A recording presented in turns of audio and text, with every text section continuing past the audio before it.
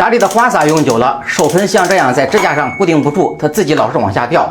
别慌，今天手把手教你自己动手解决，全程不用花1分钱。首先咱们转动滑套，看一下这里有没有螺丝。如果说这里有螺丝，直接用一把螺丝刀把它固定住就好了。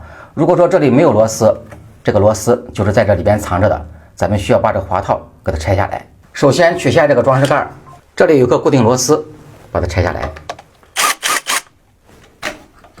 这个起子管直接往上拔，然后把滑套取下来。滑套两边有2个装饰盖，把它取下来，用螺丝刀撬住，然后按住这个按钮，这头往外拔。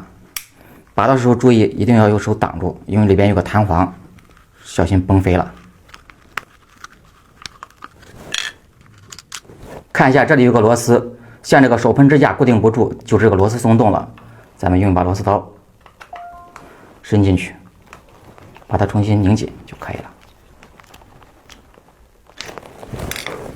拧完以后用手试一下，好，然后咱们再把一个东西原路装回。装的时候这个按钮往下按，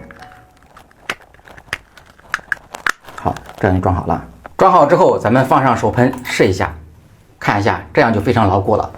觉得视频对你有帮助，点赞支持一下。